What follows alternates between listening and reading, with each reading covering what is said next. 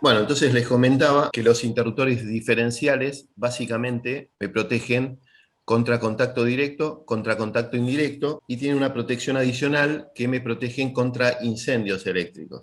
Bueno, en esta diapositiva tengo representado el esquema de funcionamiento de un diferencial.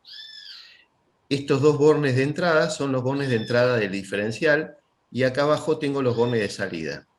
Interiormente, el diferencial cuenta con dos interruptores, ¿sí?, que abren los contactos para permitir pasar la corriente. Interiormente, luego de los contactos, tengo un conductor que está arrollado en un toroide, ¿sí? Este es un toroide, es un anillo ferromagnético, y tiene unas cuantas vueltas del conductor formando una espira, formando una bobina. Sale y va a la carga. Después el conductor que viene desde el borne de salida ingresa, pega un par de vueltas, un par de espiras conformando una bobina, se conecta al contacto y sale, ¿sí? Entonces, básicamente yo lo que tengo es que cuando cierro los contactos, la corriente va a circular por esta espira, por esta bobina, y la circulación de corriente por un conductor genera un campo magnético, ¿sí?, una inducción magnética. A su vez, en este toroide tengo otra bobina que esté en esta parte, que también son unos conductores que están arrollados, ¿sí?, y están conectados a esta bobina que constituyen un mecanismo de disparo. Entonces, ¿cómo funciona el diferencial? Bueno, cuando circula la corriente por este conductor, va a generar un campo magnético en esta bobina, ¿sí? Entonces por ejemplo, por acá circulan 10 amperes. Va a generar un campo magnético equivalente a 10 amperes. La corriente realiza un trabajo en mi carga y vuelve por este conductor, también 10 amperes, y generan otro campo magnético, que es opuesto a este campo magnético, ¿sí? Entonces, digamos que este es un campo magnético positivo y este es un campo magnético negativo. Al ser iguales, se cancelan en este toroide y no inducen ninguna tensión en esta bobina. Básicamente el diferencial lo que hace es censa la corriente que ingresa y la corriente que sale del diferencial. Cuando lo que ingresa es mayor que lo que sale, por ejemplo, si acá ingresan 10 amperes, pero por acá salen 9 amperes, la intensidad del campo magnético resultante va a ser menor. O sea, yo acá tengo un campo magnético equivalente a 10 amperes y acá un campo magnético equivalente a 9 amperes. Prácticamente se va a cancelar la mayoría, pero va a haber un campo magnético inducido de 1 amper que lo va a leer este solenoide y va a generar una corriente suficiente para accionar este mecanismo de disparo que me va a abrir el interruptor, ¿sí? Esa corriente nominal de disparo o de sensibilidad en los diferenciales comunes es de 30 mA. O sea, un diferencial que detecta una corriente de 30 mA me va a abrir el circuito. Son corrientes muy pequeñas. Fíjese que la térmica más chica que usamos nosotros básicamente es de 10 amperes. Si bien hay térmicas de 6, de 2 y de 0,5 amperes, que son muy raras de conseguir, hay que comprarlas bajo pedido, en nuestras instalaciones la térmica más chica que usamos es de 10 amperes. Y fíjense que este dispositivo con una corriente de fuga de 30 mA ya me está abriendo un circuito. Entonces, fíjense qué grado de protección que tiene, ¿no? A su vez, los diferenciales tienen un botón de testeo, es este que está acá. ¿Y cómo está conectado? Y ese del cable de entrada yo me conecto a través de una resistencia que va a limitar la corriente que circula, ¿sí? Entonces, conecto al cable de entrada una resistencia a un pulsador. ¿Por qué pulsador? Y porque se conecta mientras lo tengo oprimido, cuando lo suelto se desconecta. Conecto al pulsador que va a estar conectado a este contacto. Y este contacto está conectado a este borne de salida. O sea, que esta resistencia se está alimentando de un cable de entrada y de un cable de salida. ¿Qué está haciendo? Está engañando a este solenoide. Y esta resistencia me permite circular por este conductor solo 30 mA. Está calibrado para que circulen solo 30 mA. Entonces, cuando yo oprimo este botón, circula una corriente de 30 mA simulando una falla. Por ende, este dispositivo tiene que actuar. En la siguiente imagen tenemos una instalación trifásica. Tengo una fase, dos fases, tres fases y el conductor neutro, ¿sí? Línea 1, línea 2, línea 3 y el neutro. En esta instalación tengo tomado la fase L3 y el neutro, están alimentando este diferencial. Entonces, la corriente que circula por acá realiza su trabajo y vuelve por acá.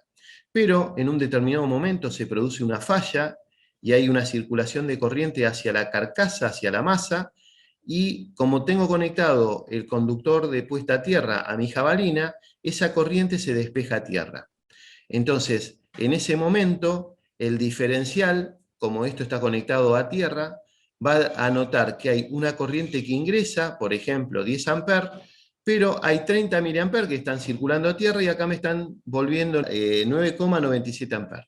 O sea, hay 30 miliamperes que se están disipando a tierra. Entonces el diferencial lo sensa y corta el circuito. Si yo no tuviese esta jabalina, y esto estuviese aislado, porque normalmente el lavarropas tiene patas de goma, esa corriente va a circular a tierra cuando una persona lo toque. Entonces, cuando vaya alguien, o sea, la fuga está latente acá, esto está electrificado, pero no hay circulación a corriente a tierra porque está aislado, no tengo conectada mi puesta a tierra.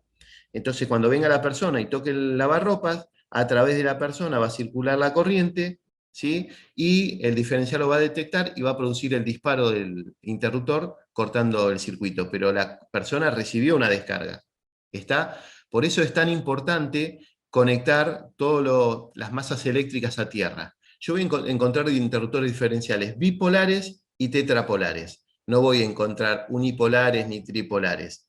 Los diferenciales o son bipolares para instalaciones monofásicas o tetrapolares para instalaciones trifásicas. En la izquierda tengo la representación simbólica de un diferencial. Los diferenciales, por norma, tienen que cumplir que sean interruptores, por la X, seccionadores, ¿sí?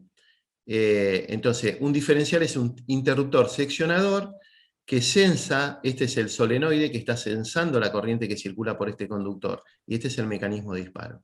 ¿Sí? Entonces, cuando yo tengo que representar un diferencial, este es el símbolo que voy a utilizar en un plano. ¿Y qué datos le voy a poner? Y voy a decir el interruptor diferencial número. ¿Qué número de interruptor diferencial es? ¿El 1, el 10, el 14?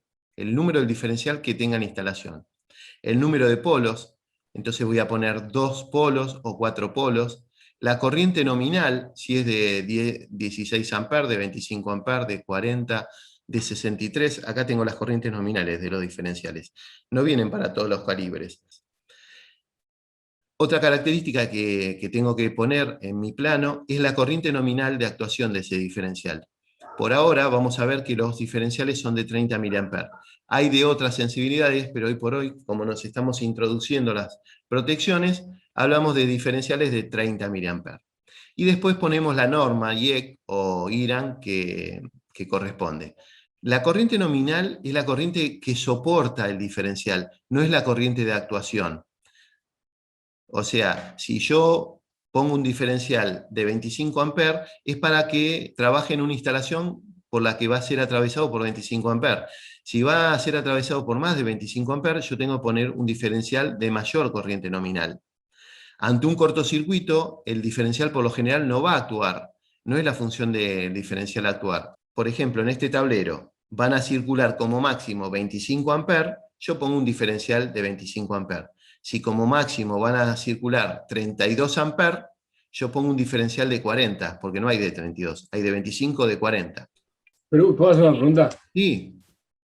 Si pasa más de 25 amperes, se rompe el... Claro, no se va a romper instantáneamente. Por ejemplo, si vos un diferencial soporta como corriente máxima 25 amperes y vos lo haces trabajar con 40 amperes, va a llegar un momento que se va a romper. Otro tipo de acontecimientos que puede suceder en mi instalación son las sobretensiones. Una sobretensión es un pico de tensión que se produce en la red por un motivo externo o interno de la misma.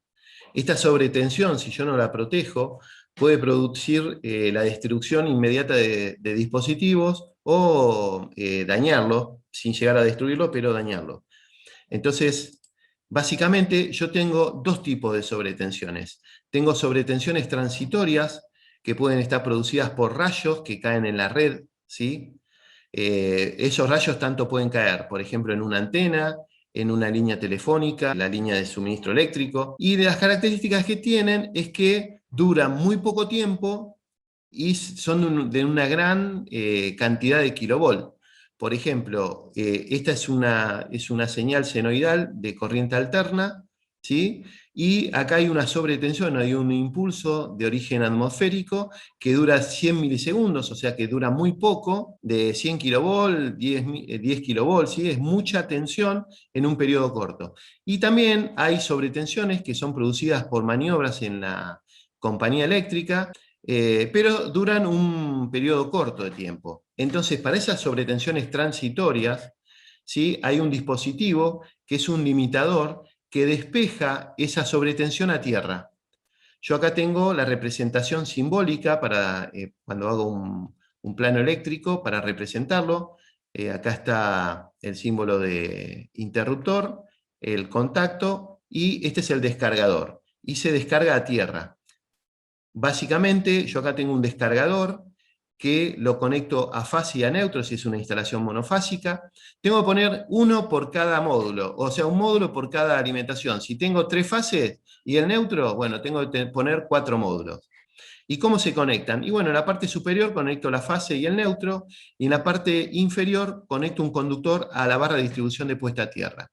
Este conductor no tiene que tener más de 50 centímetros de longitud. Y esta es la imagen de cómo sería físicamente ese protector.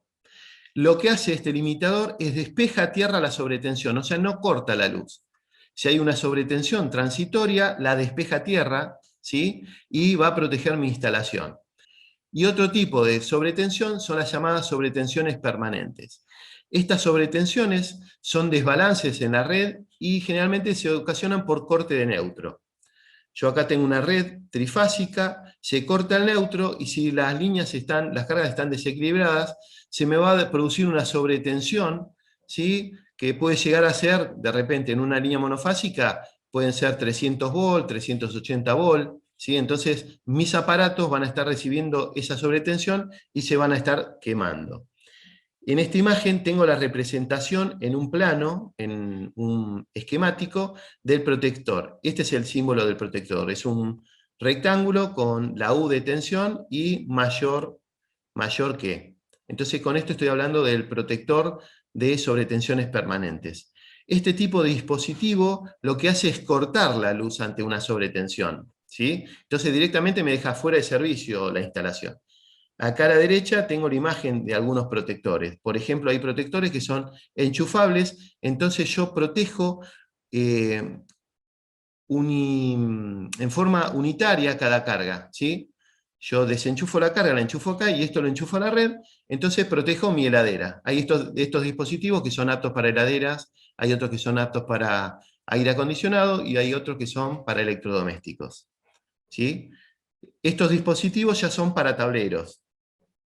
Tengo dispositivos que me indican con LED si si la línea está normal, si hay sobrecarga, si hay baja tensión.